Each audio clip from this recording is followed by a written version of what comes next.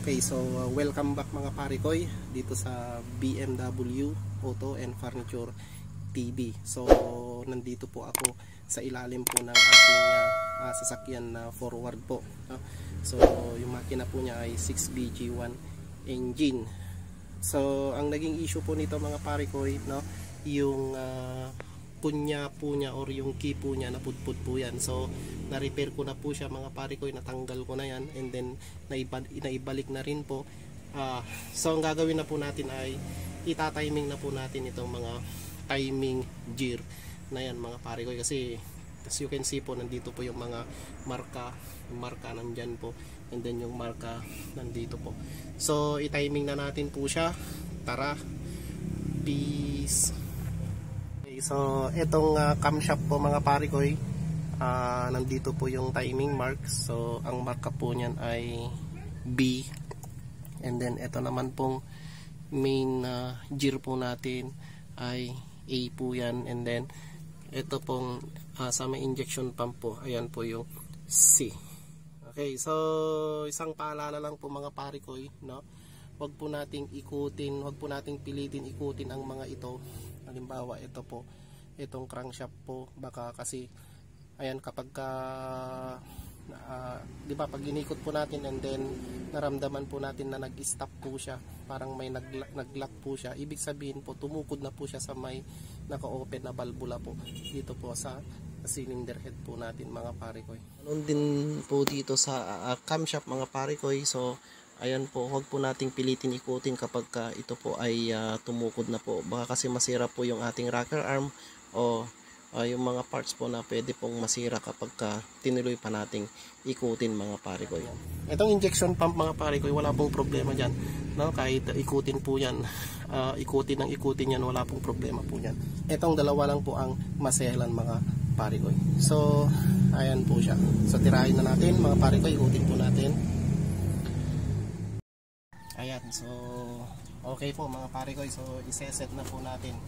So ito po yung idler gear mga parikoy. So nandito po yung mga letra. So yan po yung A. So sa baba po yan, dito sa may crankshaft po, crankshaft gear.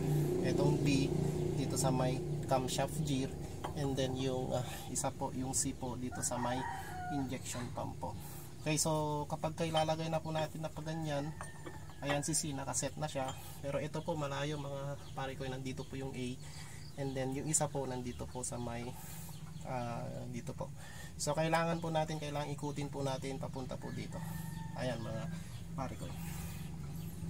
So yan, ikutin na natin.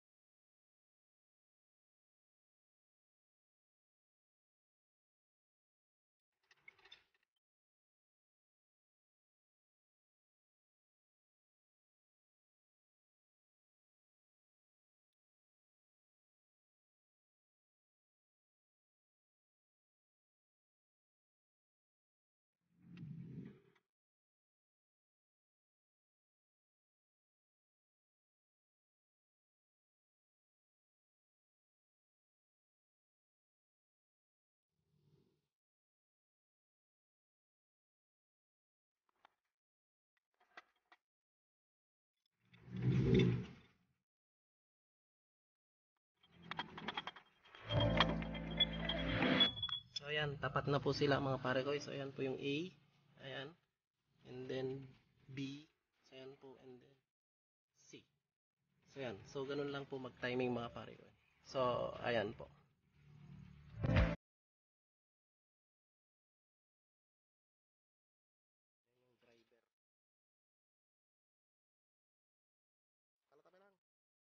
Tabi lang. Start muna tayo. Tama. Naka-neutral mo.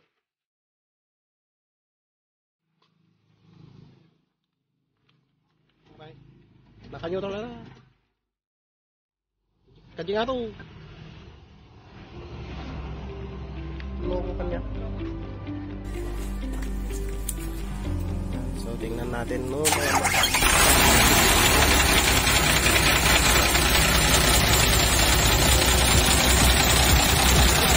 Oh, wala lagi sa kanya.